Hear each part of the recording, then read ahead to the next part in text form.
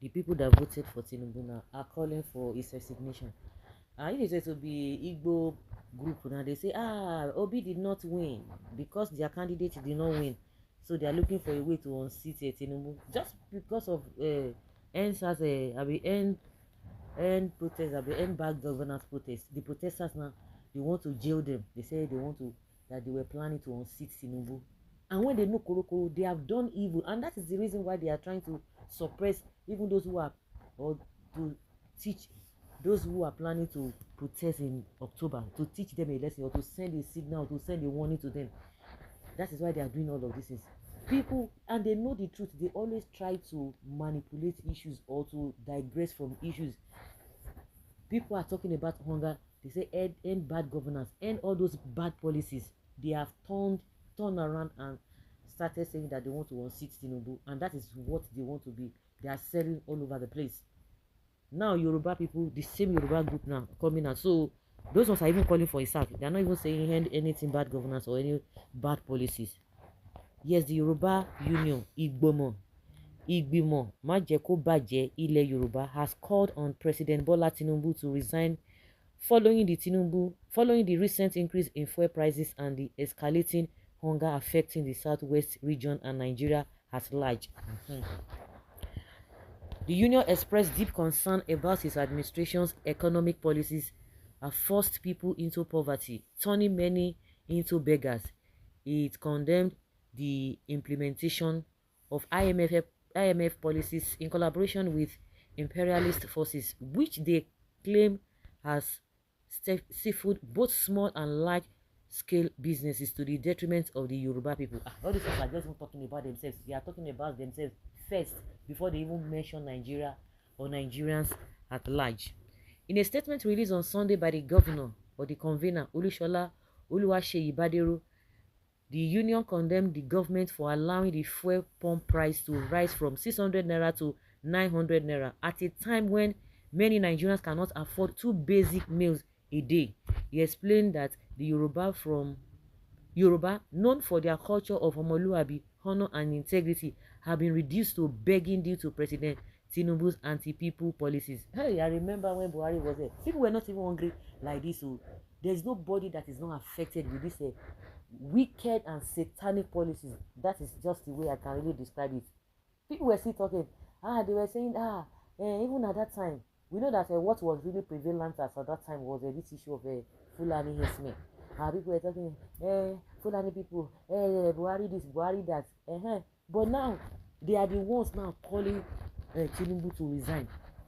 If it were to be northerners, they will not say, these northerners, they love power too much. See, if there's nothing, people are not going to be complaining. You can't build something on nothing. The reason why they are trying to change the narrative that the northerners want power by all means, because Tinubu himself has given them, there's a template that people are following. He has given them the opportunity to do that. And that is, if anybody comes down and say, because of poverty, everybody can relate. So what are we talking about? They said we are not only calling for Tinubu resignation, but also demand an apology to the Yoruba people for tarnishing their reputation. Our people have been kidnapped and hit by invaders. Why they are now unable to farm or secure their livelihoods, Badero stated. He said, despite the suffering of his people, Tinubu has shown no remorse. Instead, he continues to increase their hardship through high taxes and draconian policies. Badero called that during his campaign in Ogun State, Tinubu promised to reduce the fuel price. However, shortly after his inauguration, he raised the price without consulting the people. He said Tinubu has run out of ideas and should resign honorably. Nigeria is not a family business where he can raise prices at will. Our people are struggling to send their children to school, and with a bag of rice now costing 80,000 naira, many families cannot afford basic meals. Most southwestern states have not even implemented the new minimum wage. The organization declared that it would not sit idly and watch Yoruba people suffer, even if a fellow Yoruba man holds the presidency. They said it that election has consequences. So when you vote, it has consequences. Èmi ló kàn, àwọn ló kàn. See, the hardship does not know tribe, he does not know religion, he does not know anybody. Now you guys are not seeing it. He said, we are known as Omoluabi, a people of honor. We will not tolerate anyone who dishonor the Yoruba nation by subjecting our people to modern day slavery.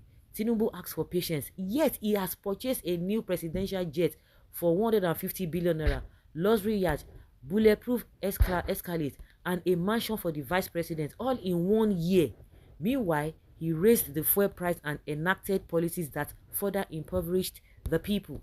The union also called on all Yoruba people across Nigeria to join the October protest and legally express their dissatisfaction with Tinubu's administration. We must not allow Tinubu's government to intimidate us. Protesting is our constitutional right and cannot be taken away from us. It's right. Okay, he said. Badero added that Tinubu administration has failed the people and the Yoruba Union is ready to protect the interests of the Yoruba who have been oppressed by the current government. Can you just say now? You know, I used to say it before. You know that when you talk about this marginalization, unfortunately, other tribes, apart from the Igbo people that are always talking about marginalization, other tribes will say, you should know how to play politics. If you don't know how to play politics, you think anybody is going to will give you power. I said, we are all marginalized. In the real sense of it, we are all marginalized. The only thing is that the Igbo extraction, they have somebody that can speak on their behalf, that this is what they want. But when you talk of marginalization, we are all experiencing it. We are all being affected. We are just deceiving ourselves because it is only the politicians across board. I always say it, whether Igbo person, whether Igbo politicians or Yoruba politicians or whatever, but as far as they are politicians across Nigeria, they are from the same mother. That's why you be saying, hearing them saying, oh, my brother from another mother, my mother from another, all those kind of nonsense language. They always unite. They will never fight. But the people who are bearing the brunt are everyday Nigerian across board. So what are we talking about? Hausa will protest. They will say, they are too power drunk. Igbos will protest. Or they will complain. They will say, because your brothers did not win, that is why this and this and that. Okay, now what are we going to say to these Yoruba people that are not calling for Tinubu's resignation? Before they will not know, they say, this one they are bastards. They are more Yoruba. In fact, it's something else. So these guys have really expressed their, they said many things. They've expressed their displeasure concerning this. But one thing that they are saying is that Tinubu must resign. It is not possible. Same people that said who is Peter Obi, or if they burn any Igbo people, make it come out to vote Tinubu, they must continue. These are the same type of people now that are not coming out to say, hey, they want him to resign. Tinubu will make Nigeria great again. Tinubu should be left to work for our beloved country. These ones are just a sarcasm, We await the denial from another Yoruba union. In this government, everything is double, including suffering. Of course, don't be surprised. Some people now come and tell you that, no, those people that came, they cannot speak for us. They cannot speak for us. They are this and that. They are, all those are cock and bull stories. I don't know what is happening. I was telling somebody, it's like something has been blown into the air. Everybody's just docile.